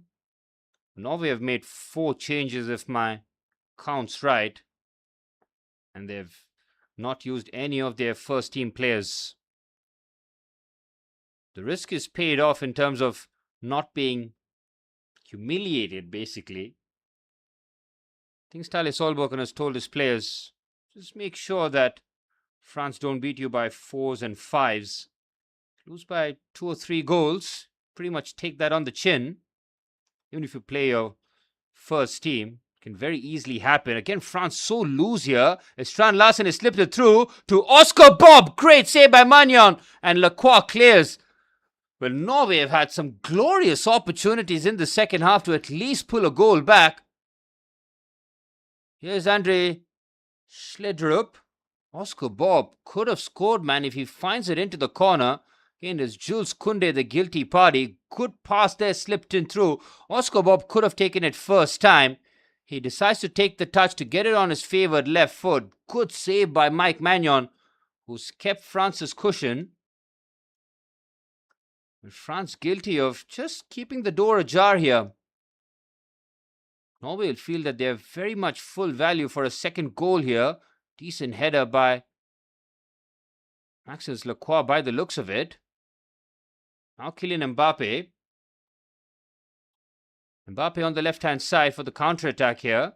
Mbappe continues. Kylian Mbappe, oh, decent-looking pass. Look at my phone. Let me have a look. What am I missing? What kind of jump scare am I being sent?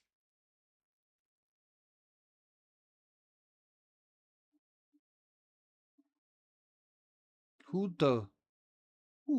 is he? It's like the Stephen A. Smith meme. Who is he? Neck tattoo. You're gonna have to fill me in here because I'm not sure who that is. Certainly caught me off guard. Brazil, Portuguese? I'm not sure. Tell me. Here's Ostergaard. Norway have had some good opportunities. One from the spot and one from Oscar Bob. Mike Magnon coming up with 2 big saves. Norway have gone toe to toe. No way, that's not Garnacho. Oh, the neck tattoo. Fuck. He's not serious, people. I think he's the first out of the club, man. He's got to go in the summer. If you're pulling out moves like that, you're pretty much writing your own exit. Chouameni, ooh, that's a bad foul there on Asgard. The French fans trying to get a bit of atmosphere going, while the Norwegian fans with the Viking row. It's one of the coolest things that you see. Love to see when the fans get involved. There was that Viking clap, wasn't it? That was Iceland in 2016 in the Euros.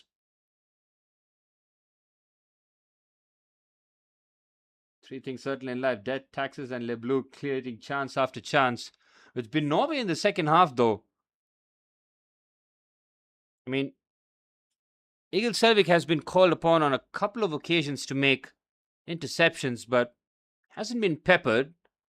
Shirky and Bakola both have come on, but no real impact so far.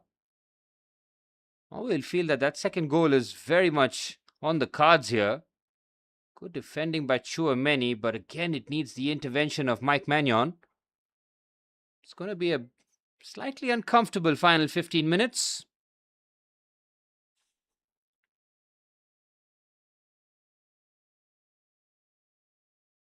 Diop Meccano.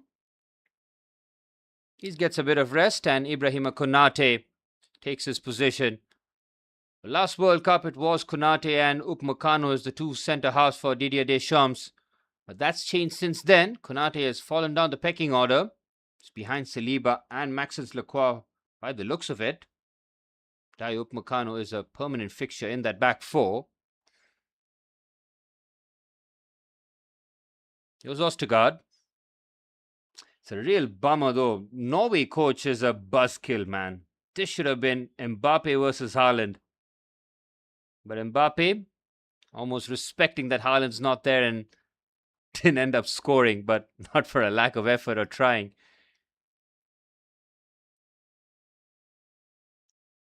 Hey, welcome back to the chat, Charles. I saw you here yesterday for the Germany-Ecuador game. That was a fantastic watch, mind you. I got really emotional by the end of the game seeing the scenes at Ecuador. You see, if William Rolls-Royce Saliba was there, it would be much calmer, unlike the chaos of Lacroix. Here's Oscar Bob. The France defense have been caught on a couple of occasions. Decent first touch. Well, William Saliba is just that level above Maxence Lacroix. I'll be the first one to admit that. But this is the time and place to try and give some of your bench players a few minutes under the belt. Be ready when called upon. I think France just took their eyes off the ball. Diop Meccano is generally very reliable. Not his best game.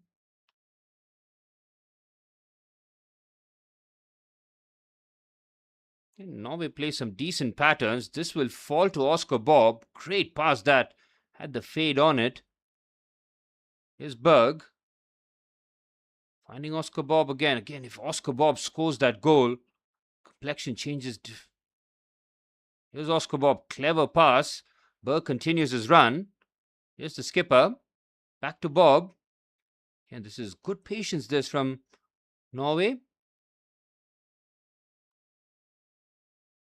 There's the substitute down the left-hand side. Again, thought about floating the ball into the box. Instead, finds Andreas Schledgerup. Tries to go around Jules Koundé. No chance.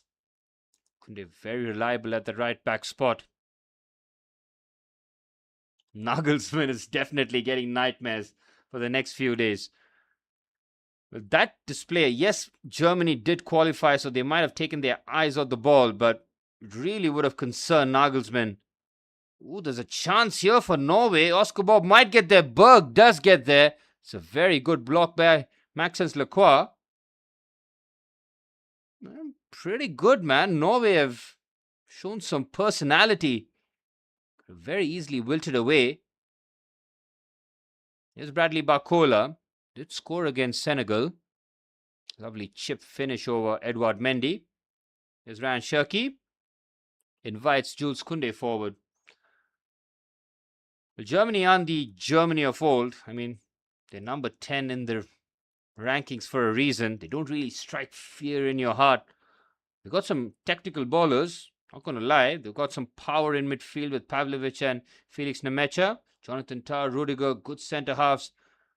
But I think their style of play does not have that explosion about them. They're a team that work well in tight spaces. Kai Havertz as the link centre forward, but if Kai Havertz has a poor game, the team in general really did struggle yesterday. Didn't see too much of Wirtz barring the assist. Musiala was left on the pitch for a lot longer, did not have the impact. Ecuador, of course, their defense was just top-notch. Ordonez, William Pacho and Piero Hincapié putting on a superb performance. Here's Konate. He'll be feeling like $1 million heading into the World Cup, securing his move to Real Madrid. Here's Lacroix. Interesting that Maxence Lacroix is playing as the left-sided centre-half. Same for Crystal Palace. He plays as the centre-back in the back three of the Oliver Glasner system. Musiala's physical drop-off is grim. Such a pity. It's a leg break, man. It can go either way. What a pass by Mbappe. Here's Bradley Barcola. I'm not sure what Barcola was trying to do there. I don't think it was the Mbappe pass. I think it was Theo Hernandez. Oh, it was Desiree Doué. Really good pass there by Desiree Doué. Mbappe does everything right. Oliver Kahn says on TV that on paper, teams usually might not end up winning at the end. World Cup needs a bit more of team chemistry, emotions, etc. Spot on by Oliver Kahn. It's not all about the big names. It's all about getting the balance right. Balance is critical, man. France, in terms of the attack, have struck the balance. With Dembele on the right-hand side and Lise in the center. They've got that balance spot on. Ryan Cherki dances past, hangs it in the air. Nobody really attacking the back stick. We got them with Musiala. I think he needs maybe another 12 to 18 months. Leg breaks, man. Can't just recover miraculously after that. I mean, can't forget that happened less than 12 months ago. Happened in the Club World Cup, and I think it was against PSG, if I'm not mistaken. I think it was a challenge Donnarumma had made. It was a real shame. But yep, you're going to have patience with ballers like Musiala. Lovely touch around the corner there. Norway is still looking to play here. Barcola, fantastic work off the ball, but Michael Oliver judges that as a foul. Well, Germany won't feel comfortable regardless who they play in the round of 16, or round of 32 rather. In that 7-1 victory against Curacao, good. 2-1 victory against Ivory Coast wasn't very convincing. Yes, Undav comes off the bench and scores, but Undav is not a Nagelsmann striker, man. He's going to do everything in his power to keep Kai Havertz on the pitch for as long as possible. Again, some decent combinations this from Norway. I mean, Schalburken is a real buzzkill, a real joy kill that we don't get to see Mbappe versus Haaland in the World Cup. Oh, Jules Koundé. Poor back pass. It's a corner out of absolutely nothing for Norway. Well, Norway will feel that they at least warrant a second goal here. But Nusa is coming on. I think he's going to be replacing Oscar Bob. Schlederip coming off too. So both wingers being swapped off. Hagen Nusa coming on. I've always liked Oscar Bob, man. Again, he's a victim of an ankle break. That ankle break or the leg break that happened in pre-season, the season before, just completely changed his trajectory, man. I know Pep Guardiola, for a fact, loved him on that right-hand side. That's why he didn't mind Riyad Mahrez going, so he knew he had someone like Oscar Bob. But yeah, man, leg breaks. You got to be kind on players. It takes a lot of time to get back to that explosion. It's not just a physical thing, it's your mind as well. Always going to have doubts. You always feel like, oh, if it breaks again, I'm finished possibly. Here's Berg with the corner. Decent ball in. Very good defensive header there by Bradley Barcola. Aurelian Tchouameni does the same. Theo Hernandez, surveying his options, decides to keep it short. There's Lacroix, finding Jules Koundé, watching the final knockings of the game. Again, put Oscar Bob, Erling Haaland, Ødegaard, Sorloth, and suddenly that's a solid front four from Norway, man. We're going to see that in the round of 32. That's why Oscar Bob has just been taken off almost like a precautionary measure. But you put Berg and Sanderberg in the midfield, and suddenly that looks good too. Oh, we have got some good players, man. Christopher Ayer playing as centre half alongside Leo Østegård. There's a team there for Norway. And the goalkeeper, he had a fantastic performance. I mean, yes, he's let in 3 goals, but I mean, saying let in 3 goals is a real harsh assessment considering the quality of Ousmane Dembele's finishing. There's Theo Hernandez. And Mbappe will be kicking himself if he doesn't score here because he's still on the pitch.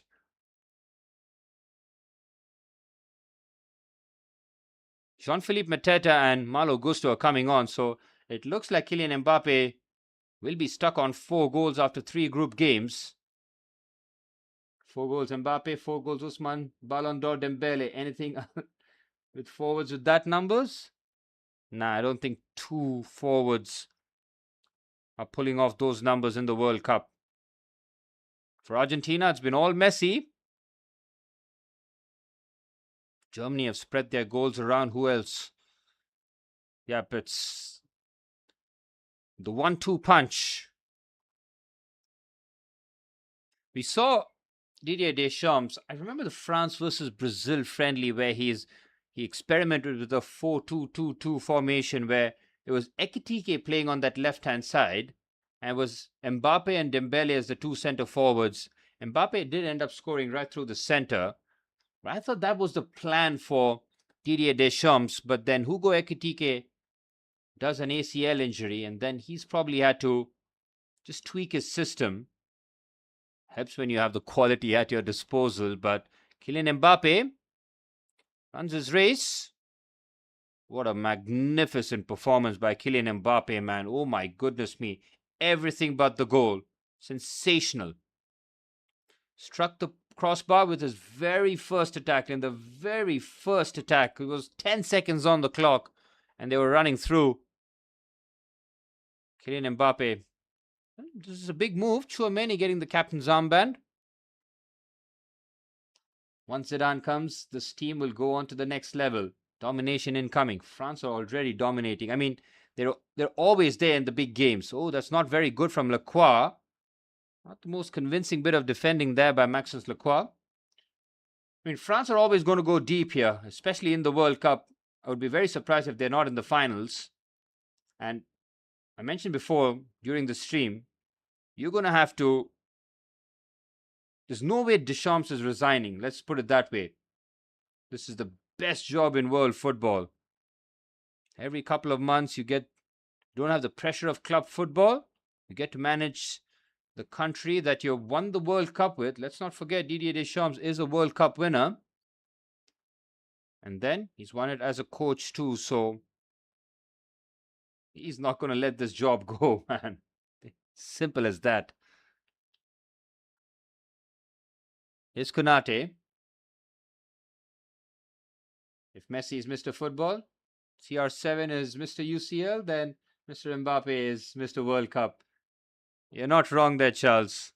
Kylian Mbappe, he certainly does turn up when the World Cup lights shine brightest. Zidane is confirmed post this World Cup. I mean, I'll wait to see till it's confirmed. As I mentioned before, Deschamps, he's not going to leave this job. And if he delivers the World Cup, he might decide to stay again, man. Probably decide to get 3 World Cups under his belt and really just cement his legacy. I mean, 2 World Cups does that too. But again, do you want to leave this job? I don't think so. Not with the fantastic French factory of players, man, they've got at their disposal. There's no club job that comes close to managing France. I am sure. Here's Desiree Doué. Malo Gusto. Senegal 5. Woo! My dark horse theory works. So I had Morocco, Netherlands, and Senegal as my dark horses. I lost complete hope out of Senegal. How many more goals do they need, Gautam? 5-0 is brilliant. Thank you, Iraq, for completely laying down. Your services will never be forgotten. Here's Manu Kone. That third place table tomorrow morning is going to give a lot of coaches and players stress. I think as it stands, there's a good chance England could face Senegal in the round of 32, and that is going to be uncomfortable for them. For England, that is. That is not a team you want to see if you want to pretty much coast like England always do till they eventually play someone serious and get knocked out. Here's Konate. Malo Gusto. Not his best introduction there for the Chelsea right back. Well, Chelsea right back, but for how long? Feels that Malo Gusto might leave in the summer. And Enzo Maresca, as City manager. City World? I mean, I'm not sure whether or not that report did carry any sort of weight on it. It seemed that they might be interested in Malo Gusto. 5 minutes of stoppage time.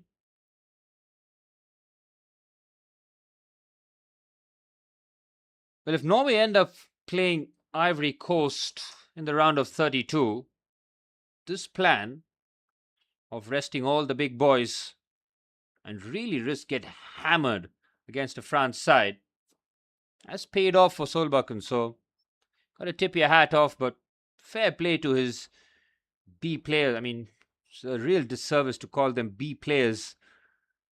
But considering the quality that Norway have on the bench and unused substitutes, I mean, B players is a fair assessment. And France took their foot off the gas in the second half, tried to hit Norway on the break on a couple of occasions, but other than that, kept it tight. But if Norway scored that second goal, either of the Strand Larsen penalty or Oscar Bob's chance, it's a completely different finish to the game. But neither one of the chances were taken. 5-0 ought to do it for Senegal. I mean, it better. 5-0 should be enough. France might be hungry for another, as Ryan Cherki, Theo Hernandez really, first African team to score 5 in the World Cup. I mean, the quality at their disposal is absolutely wild, man. Please tell me Nico Jackson got one, please. I'm sure Sadio Mane and Ismail Assar would have filled up their boots.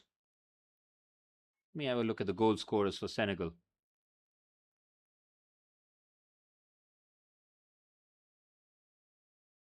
Damn it! Iliman Ndiaye's got 1. Ismail Assar, I think, scored 2. Papa Gueye has got 1. He's the one who scored in the AFCON final. Manu Kone, this performance has moved me. This is a top-class centre midfielder there, just being waited to be snapped up, man. Top performance. Yep, I saw the scoreline. No goal for Nico Jackson, but did he even start? Hope he did.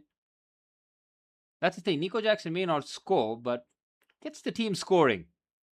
Can't believe Chelsea just ripped off that Palmer and Jackson partnership for Liam Delap, man. Norway continue to play some decent ball. There's Ryan Cherki. Halfway point of stoppage time. It was 4 goals in the first half. Thought that the second half might come to life, provided Norway brought on their heavy hitters. Head coach Solbakken has kept them all on the bench. All should be fit and ready for the round of 32, as Norway will be second in Group I. France 9 goals scored, 2 conceded. Bradley Barcola goes on the outside. Clips in a decent ball. The header. It's a brilliant finish by Desiree Doué. He gets his first World Cup goal, and it's like a traditional centre forward that. Brilliant. He stays on the pitch and he gets the reward.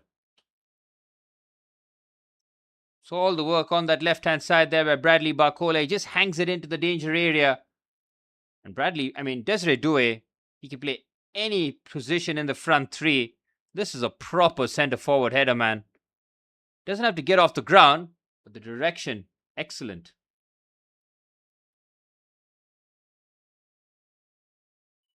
That's the exclamation point by Desiree Doué.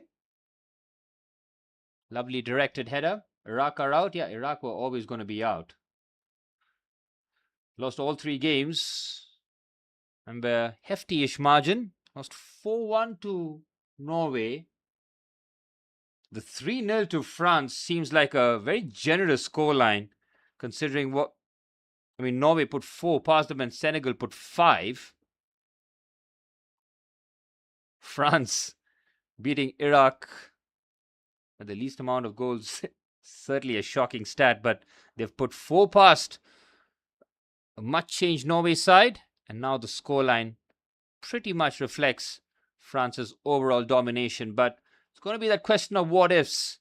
What if Norway got that second goal and the scoreline was 3-1?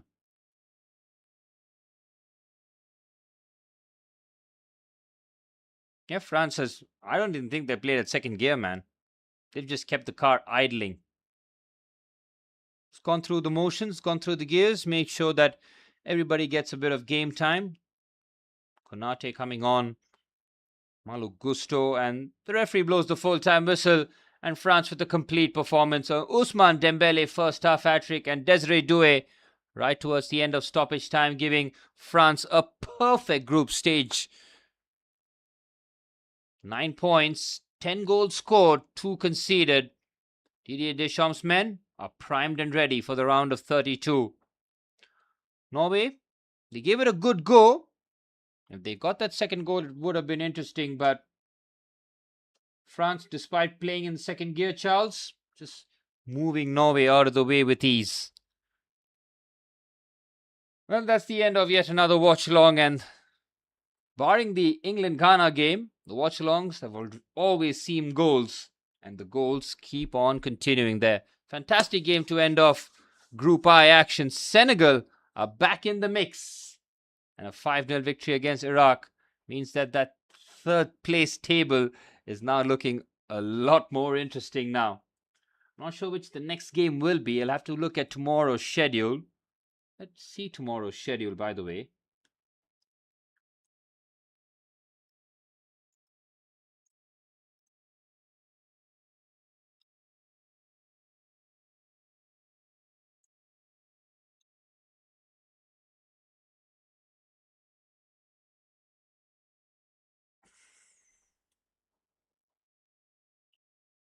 Oh my goodness me, man. 2:30 a.m. Panama, England. That is such a punishing fixture, but I guess that's going to be the game that we're going to be covering tomorrow. The live watch along. This is going to be done. I would love to watch the Spain-Uruguay game, but I'm going to have to wait 3 hours for that. Unknown got it, but if I can't sleep for some reason and then find me live, put the notification button on, and maybe, just maybe, I'll be online. But don't count on it. If I'm there, great. But if not, I'll see you guys tomorrow for Panama versus England, as England look to top their group here. Yeah, thank you so much, guys, for tuning in. Another successful watch along in the bag. And I'll be back tomorrow with more World Cup action. See you guys. Take care.